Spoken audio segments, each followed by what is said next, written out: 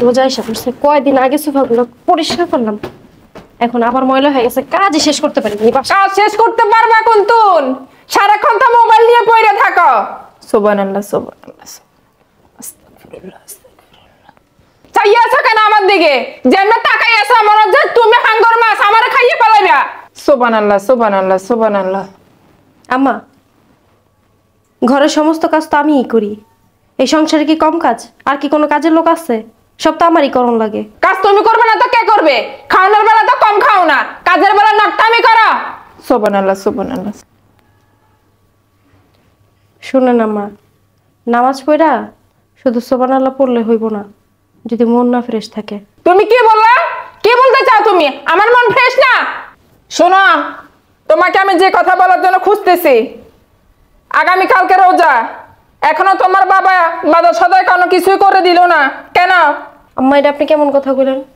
প্রত্যেক বছর বছরে কি রোজা আইলে আমার বাপের রোজার বাজার করে দিতে হবে আপনি করে? সুবহানাল্লাহ সুবহানাল্লাহ। শোনো, নামাজ পড়ে আইছি, তবজি জপতাছি, আমার মুখটা খারাপ কইরো না।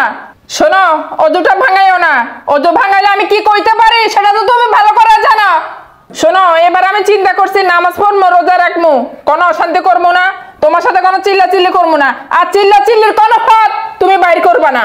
আম্মা, আপনি তো সবসময় এই কথা কন, নামাজ পড়েন, তাসবিহ জপেন, সুবহানাল্লাহ সুবহানাল্লাহ পড়েন, আর যে সমস্ত ভাষা মুখ দিয়ে বলেন, নাপাকি কথাবার্তা বলেন, আপনার রোজু থাকে?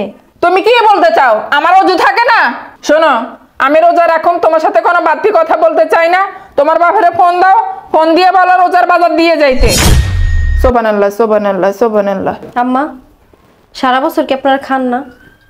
আমার বাবা এই এক মাস রোজার মাসটা যদি বাজার করে না দেয়, তাহলে কি আপনারা না খেয়ে মরে যাবেন? তারপরও কেন প্রতি বছর রোজার সময় আমার বাপের চাপাচাপি করেন? আমার বাপে কি দেওয়ার সামর্থ্য আছে যে প্রত্যেক বছর বছর আপনাকে বাজার করে পাঠাই দিব? গত বছর এরকম করে প্রেশার দিচ্ছেন, আমার বাপের বাজার করে পাঠাইতে অনেক কষ্ট হয়েছে। এই বছর হেরা খাইতে পারবো কিনা এটাই সন্দেহ আছে। আপনি করে কেমনে দিব? শোনো, কেমনে দিব সেটা আমার জানার বিষয় না, হেরে খাক বা না খাক, আমারটা আমারও দিতে হইব, আমার অধিকার এটা। আর 10 জন শ্বশুর বাড়ি থেকে ইফতার ফাটাইতেছে, কাপড় চোপড় ফাটাইতেছে, তাহলে আমার বেলা কেন না? আমার বেলা ফাটাইতে হবে। কি শুরু করলা তোমরা বৈশাশুরি? নামাজ পড়ে আইতে পারতাছি না, সিঁড়ি নিচে তোমাদের গলার আওয়াজ শোনা যাইতেছে। আজ বাদে কাল রোজা, কি সমস্যা? শুধু আমার গলার আওয়াজ পাস, তোর বোর গলার আওয়াজ পাস না? সুবহানাল্লাহ সুবহানাল্লাহ। হয়েছেটা কি বলো তো? এই কি হয়েছে? আমার কিছুই হয় নাই। তাহলে চিল্লাচিল্লি করতেছো কেন? শোনো, বিয়ে হয়েছে পর থেকে তো প্রত্যেক বছর আমার বাবা যেমনি পারুক রোজার বাজার করে পাঠাইতেছে। তুমি তো জানোই ভালো করে, গত বছর কত কষ্ট করে আমার বাবা বাজার করে পাঠাইছে। এই বছরও মা অনেক চাপাচাপি করতেছে, রোজার বাজার দিতে বলতেছে, চিল্লাচিল্লি করতেছে, বলতেছে ফোন দিয়ে বলতে রোজার বাজার জন্য আজকের মধ্যেই দিয়া যায়। কেমনে দিব আমার বাপে? তুমি জানো না আমার বাপের আর্থিক অবস্থা এত খারাপ, দিতে পারবো না সে। তারপরও কে লেগা মায় চাপাচাপি করে? একটু বুঝায় বলো না মারে। দেখো, মায় কইছে না রোজার বাধা দিতে, মায়ে যা কইছে তাই হইব। আমি মায়ের উপরে কোনো কথা হইতে পারবো না। উপরের কথা বলার তো কিছু বলিনি আমি এখানে, যেটা সত্যি ওইটাই তো বলবা নাকি? আমার বাবার যদি দেওয়ার সামর্থ্য না থাকে কই থেকে দিব বলো? একটা মানুষকে পেশা দিলে তো আর সে দিতে পারবো না, সামর্থ্য থাকা লাগবো। দেখো, কইতে দেয় না দেয় সেটা আমি জানি না, মা বলছে যে দিতে হবে তো দিতে হইব। তোমার বাবা কইতে দেয় না দেয় এই গাজি গাড়ি নিয়ে আমার লাভ নাই। ফোন দাও তুমি। সুবহানাল্লাহ সুবহানাল্লাহ সুবহানাল্লাহ। আল্লাহ, শয়তান থেকে আমারে হেফাজত করো। শোন বাবা, তোর বউরে বুঝাইয়ে বল বাপের বাড়িতে ফোন দিতে। আর শোন, তালিমের লোকজন চলে আসছে, আমি তালিমে বসতেছি, আমি যাইতেছি, বুঝা। তোমার মার একটু বুঝাই তুমি বলতে পারো না? হ্যাঁ, প্রত্যেক বছর বছর আমার বাপে কেন দিব তোমাদেরকে রোজার বাজার কইরা? তোমরা কি সারা বছর খাও না? এই রোজার এক মাস যদি আমার বাপে বাজার করে না পাঠায়, তোমরা কি না খেয়ে থেকে মরে যাবা? জানো আমার বাপের সামর্থ্য নেই, তারপরও কে লেগে প্রেশার দাও, যাতাযাতি করো। তোমার মারে তো তুমি একটু বুঝাই বলতে পারো না কি? দেখো, আমি মায়ের উপরে কোনো কথা বলতে পারবো না। মা যেটা কয় সেটাই করো। তোমার বাপের কেউ কাল কিন্তু রোজা, ইফতারি পাঠিয়ে দিত। আর যদি তাও না পারে বলে নগদ টাকা পাঠিয়ে দিত, যদি অশান্তি না চাও।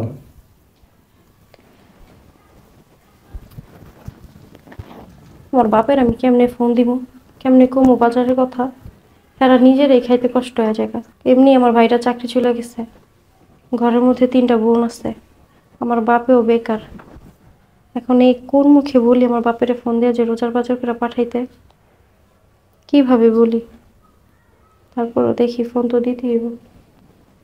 ফোনটা কই আমার?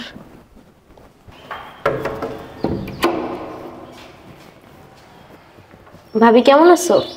ভালো, তুমি কেমন আছো? আলহামদুলিল্লাহ ভালো আছি। ভিতরে আসো। আচ্ছা চলো।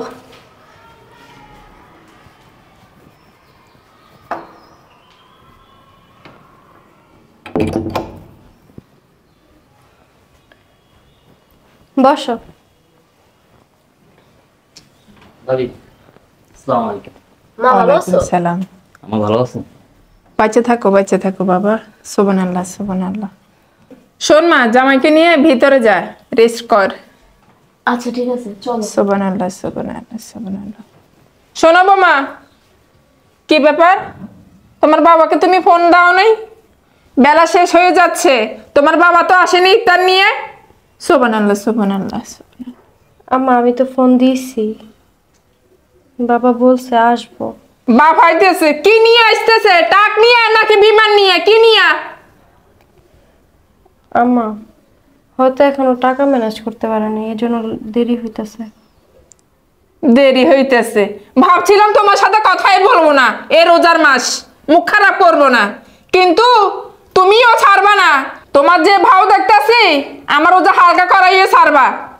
আম্মা এই যে আপনি রোজা রাখছেন, নামাজও পড়ছেন, তসবিও পড়েন, আপনি যে সারাদিন মানুষের সাথে চিল্লাচিল্লি করেন, আমার সাথে চিল্লাচিল্লি করেন, এতে কি আপনার রোজা হয়? আপনার রোজা তো এমনিই হালকা হয়ে যায়। কি বললা তুমি? কি বললা তুমি আমাকে? আমার রোজা হালকা হয়ে যায়, আমার নামাজ হয় না, কিছু হয় না, তোমার কাছ থেকে শিখতে হবে। আমার তো চিল্লানি লাগতো না, সময় মতো তোমার বাবা যদি রোজার বাজারগুলো নিয়ে আসতো, তুমি বাধ্য করছো আমাকে চিল্লাইতে। মানুষের মেয়ের শ্বশুর বাড়ি থেকে দুনিয়ার জিনিস নিয়ে আসে, ইফতারের বাজার, কাপড় চোপড় সবকিছু। আমারই কপাল খারাপ, মানুষ এটা খাওয়ার আমার এত লোভ নেই। সুবহানাল্লাহ সুবহানাল্লাহ সুবহানাল্লাহ। পাশের বাড়ির সমুনের শ্বশুর শাশুড়ি ওই দিনকে দেখে আইলাম, সমস্ত রোজার বাজার পাঠাই দিছে। দেখে আমার মাথা ঘুরাই গেছে, এত বাজার। সৌদি আরব থেকে খেজুর আনছে স্পেশাল বিয়ে বাড়ির জন্য, আর আমারও একটা কপাল।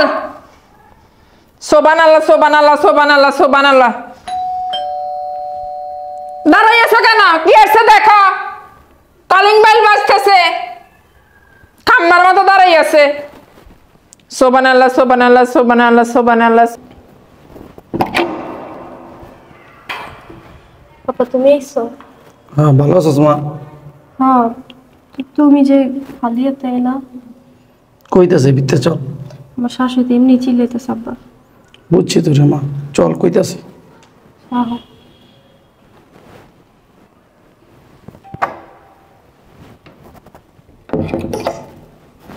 সুবহানাল্লাহ সুবহানাল্লাহ সুবহানাল্লাহ সুবহানাল্লাহ। আসসালামু আলাইকুম বিন সাহেব, ভালো আছেন?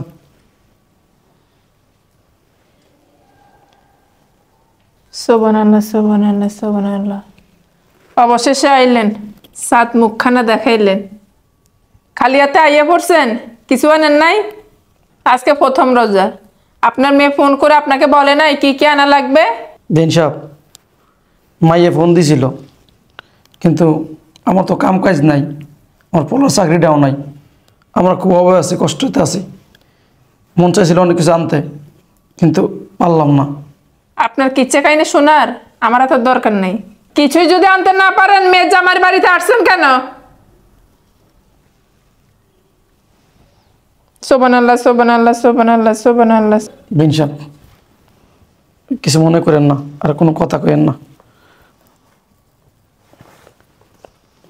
আমার সাধ্য অনুযায়ী কিছু লই আইছি, এটা দিয়া ইফতারি কিনা লইয়েন। ও তাহলে খামে ভরে আনছেন। এখানে কত টাকা? দেখে তো মনে হচ্ছে যে অনেক টাকা।